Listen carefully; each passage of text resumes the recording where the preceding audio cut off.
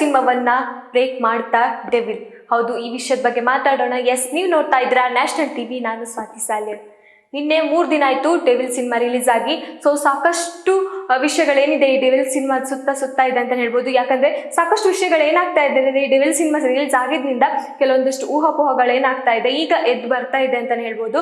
ಹಾಗಾಗಿ ಕಾಟೇರ ಸಿನಿಮಾವನ್ನ ಇದು ಬ್ರೇಕ್ ಮಾಡುತ್ತೆ ಅನ್ನೋ ಒಂದು ಗೊಂದಲ ಏನಿತ್ತು, ಇದು ಬ್ರೇಕ್ ಮಾಡುತ್ತಾ ಇಲ್ವಾ, ಆ ಒಂದು ಗೊಂದಲ ಸಾಕಷ್ಟು ಅವರ ಅಭಿಮಾನಿಗಳಿಗೆ ಕಾಡಿತ್ತು. ಯಾಕಂದ್ರೆ ಕಾಟೇರ ಸಿನಿಮಾ ಆಗಿ ನಂತರ 2 ವರ್ಷದ ಮೇಲೆ ತೆರೆ ಕಾಣ್ತಿರೋ ಈ ಸಿನಿಮಾ, ಅಂದ್ರೆ ದರ್ಶನ್ ಅವರು 2 ವರ್ಷದ ನಂತರ ತೆರೆ ಮೇಲೆ ಬರ್ತಿರುವಂತ ಈ ಸಿನಿಮಾಕ್ಕೆ ಸಾಕಷ್ಟು ಜನ ಒಳ್ಳೊಳ್ಳೆ ಅಭಿಪ್ರಾಯವನ್ನ ಇಟ್ಕೊಂಡಿದ್ರು. ಅವರ ಅಭಿಮಾನಿಗಳಾಗಿರ್ಬೋದು, ಅವರನ್ನ ಸಪೋರ್ಟ್ ಮಾಡೋರಾಗಿರ್ಬೋದು, ಅವರ ಮನೆಯವರಾಗಿರ್ಬೋದು ಅಥವಾ ಕುಟುಂಬಸ್ಥರಾಗಿರ್ಬೋದು, ಈ ಒಂದು ಡೆವಿಲ್ ಸಿನಿಮಾಕ್ಕೆ ಸಾಕಷ್ಟು ಒಂದು ಹೋಪ್ ಅನ್ನ ಇಟ್ಕೊಂಡಿದ್ರು. ಸೊ ಆ ಹೋಪ್ ನಂತೆ ಡೆವಿಲ್ ಸಿನಿಮಾ ಸಾಕಷ್ಟು ಅಬ್ರವನ್ನ ಕಾಣ್ತಾ ಇದೆ. ಇಡೀ ಥಿಯೇಟರ್ಗಳಲ್ಲಿ ಆಗಿರ್ಬೋದು ಪಟಾಕಿಯನ್ನ ಸಿಡ್ಕೊಂಡು ಆ ಸಿನಿಮಾ ನೋಡಿ ಬಂದವರ ಒಪಿನಿಯನ್ ಕೇಳೋಕೆ ತುಂಬಾ ಖುಷಿ ಆಗುತ್ತೆ. ನಮ್ಮ ಕನ್ನಡ ಇಂಡಸ್ಟ್ರಿ ಸಿನಿಮಾ ಕೂಡ ಇಷ್ಟೊಂದು ಚೆನ್ನಾಗಿ ಓಡ್ತಾ ಇದೆ ಅನ್ನೋದು ಕೇಳೋಕೆ ಖುಷಿ ಆಗ್ತಿದೆ. ಅದು ಬ್ಯಾಕ್ ಟು ಬ್ಯಾಕ್ ಒಂದೊಂದು ಸಿನಿಮಾ ಕೂಡ ಅಷ್ಟೇ ತುಂಬಾ ಚೆನ್ನಾಗಿ ಓಡ್ತಾ ಇದೆ ಅಂತ ಕೇಳೋಕೆ ಸಾಕಷ್ಟು ಖುಷಿ ಆಗುತ್ತೆ.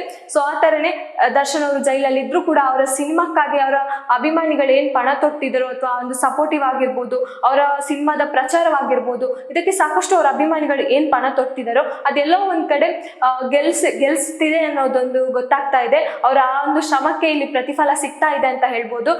ದರ್ಶನ್ ಅವರನ್ನ ಮೀಟ್ ಮಾಡ್ಕೊಂಡು ಬಂದಂತಹ ವಿಜಯಲಕ್ಷ್ಮಿ ಅವರು ಆ ಒಂದು ವಿಷಯಗಳನ್ನ ತಮ್ಮ ಪೋಸ್ಟ್ ನಲ್ಲಿ ಶೇರ್ ಮಾಡ್ಕೊಳ್ತಾರೆ. ಸೊ ದರ್ಶನ್ ಅವರು ಏನ್ ಹೇಳಿದ್ದಾರೆ ಅನ್ನೋದನ್ನ ಭಾವನಾತ್ಮಕ ಸಂದೇಶವನ್ನ ಅವರು ಎಲ್ರಿಗೂ ತಿಳಿಸೋ ರೀತಿಯಲ್ಲಿ ಹೇಳಿದ್ದಾರೆ. ಸೊ ಆ ಒಂದು ವಿಷಯದಲ್ಲೂ ಕೂಡ ಅಷ್ಟೇ ಇತ್ತು. ತನ್ನ ಸಿನಿಮಾವನ್ನ ಗೆಲ್ಲಿಸಿ, ಅದು ನಿಮ್ಮ ಸಿನಿಮಾ, ಆ ತರ ಮಾತುಗಳನ್ನ ದರ್ಶನ್ ಅವರು ಹೇಳ್ತಾರೆ. ಸೊ ದರ್ಶನ್ ಅವರು ಆ ತರ ಹೇಳದಿದ್ರು ಕೂಡ ಅಷ್ಟೇ ಅವರ ಅಭಿಮಾನಿಗಳ ಆ ಸಿನಿಮಾವನ್ನ ಗೆಲ್ಸೋಕೆ ಸಾಕಷ್ಟು ಶ್ರಮವನ್ನ ಪಟ್ಟಿದ್ದಾರೆ.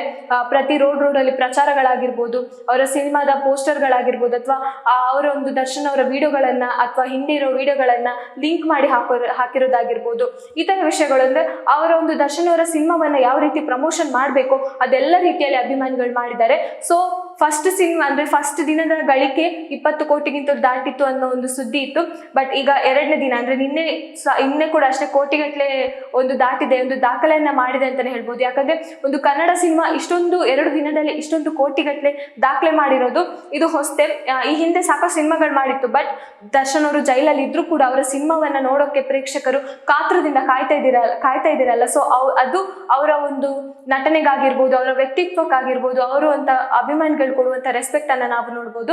ಸೊ ಹಾಗಾಗಿ ದರ್ಶನ್ ಅವರ ಸಿನಿಮಾಕ್ಕಾಗಿ ಕಾತ್ರದಿಂದ ಕಾಯ್ತಾ ಇರೋ ಪ್ರೇಕ್ಷಕರಾಗಿರ್ಬೋದು, ಇನ್ನೂ ಟಿಕೆಟ್ ಸಿಗದೆ ಕೆಲವೊಂದಿಷ್ಟು ಜನ ಬೇಸರನ್ನ ವ್ಯಕ್ತಪಡಿಸ್ತಾ ಇದ್ದಾರೆ. ಪೋಸ್ಟ್ಗಳಾಗಿರ್ಬೋದು ಅಥವಾ ಸ್ಟಾರ್ಟಿಂಗ್ ಅಲ್ಲಿ ಏನಾಗಿತ್ತು ಅಂದ್ರೆ ಸ್ಟಾರ್ಟಿಂಗ್ ದಿನನೇ 6:30 ಗಂಟೆ ಅಂದ್ರೆ 6 ಗಂಟೆಗೆ ಶೋಗೆನೆ ಎಷ್ಟೋ ಜನಕ್ಕೆ ಟಿಕೆಟ್ ಅನ್ನ ಸಿಕ್ಕದ ಕಾರಣ ತುಂಬಾ ಜನ ಬೇಸರವನ್ನ ವ್ಯಕ್ತಪಡಿಸಿದ್ರು. ಆದ್ರೆ ಟಿಕೆಟ್ ಸಿಗದಿದ್ದು ಬೇಜಾರಾದ್ರು, ಆ ಟಿಕೆಟ್ ಸಿಕ್ಕಿಲ್ಲ ಅನ್ನೋ ಒಂದು ಖುಷಿ ಆಗುತ್ತೆ. ಯಾಕಂದ್ರೆ ಅಷ್ಟು ಜನ ನಮ್ಮ ಕನ್ನಡ ಸಿನಿಮಾವನ್ನ ನೋಡೋಕೆ ಕಾಯ್ತಾ ಇದ್ದಾರೆ, ಅದರಲ್ಲೂ ದರ್ಶನ್ ಅವರ ಸಿನಿಮಾವನ್ನ ನೋಡೋಕೆ ಅಷ್ಟು ಜನ ಕಾಯ್ತಾ ಇದ್ದಾರೆ ಅಂತ ನೋಡೋಕೆ ತುಂಬಾ ಖುಷಿ ಆಗುತ್ತೆ.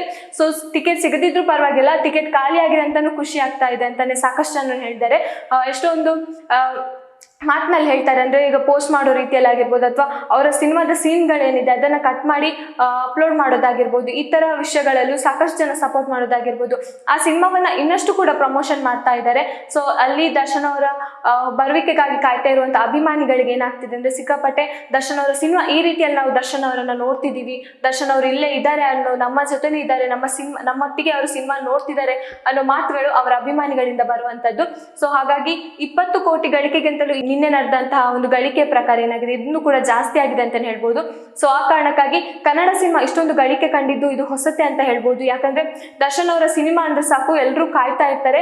ಅವರ ಒಂದು ಪೋಸ್ಟರ್ಗಾಗಿರ್ಬೋದು ಅಥವಾ ಅವರ ಒಂದು ಟ್ವೀಟ್ಗಾಗಿರ್ಬೋದು ಸಾಕಷ್ಟು ಜನ ಕಾಯೋದನ್ನ ನಾವು ನೋಡಿದೀವಿ.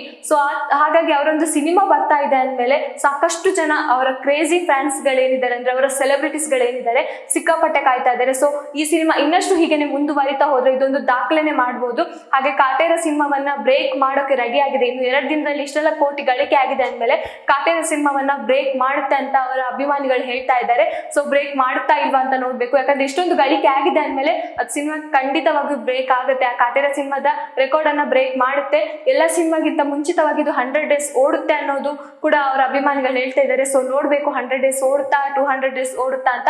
ಸೊ ಅವರ ಅಭಿಮಾನಿಗಳಲ್ಲಿರುವ ಕಾತ್ರವನ್ನ ನೋಡ್ತಾ ಇದ್ರೆ ಇದು ಪಕ್ಕ ಸಿನಿಮಾವನ್ನ ಬ್ಲಾಕ್ ಬಸ್ಟರ್ ಹಿಟ್ ಆಗಿ ಮಾಡ್ತಾರೆ ಅನ್ನೋ ಒಂದು ನಂಬಿಕೆ ಇದೆ. ಸೊ ಹಾಗಾಗಿ ಇವತ್ತಿನ ಕಲೆಕ್ಷನ್ ಎಷ್ಟಾಗಿದೆ ಅನ್ನೋದನ್ನ ನೋಡಿ ಇನ್ನು 2 ದಿನದಲ್ಲಿ ಕೋಟಿಗಟ್ಟಲೆ ಕಲೆಕ್ಷನ್ ಆಗಿದೆ. ಸೊ ಈ ಒಂದಿಷ್ಟು ಕಲೆಕ್ಷನ್ ಆಗಿರೋದು ಎಲ್ಲರೂ ಅವರ ಅಭಿಮಾನಿಗಳಿಗೆ ಖುಷಿ ಅಂತ ಹೇಳ್ಬೋದು. ಸೊ ಇನ್ನು ಮೂರನೇ ದಿನಕ್ಕೆ ಎಷ್ಟೆಲ್ಲ ಕಲೆಕ್ಷನ್ ಆಗ್ಬೋದು, ಕಾಟೇರ ಸಿನಿಮಾಗಿಂತ ಇದನ್ನ ಬ್ರೇಕ್ ಮಾಡ್ಬೋದಾ, ಡೆವಿಲ್ ಸಿನಿಮಾ ಗೆಲ್ಲುತ್ತಾ ಅನ್ನೋದನ್ನ ನಾವು ಕಾದ್ ನೋಡ್ಬೇಕಾಗುತ್ತೆ.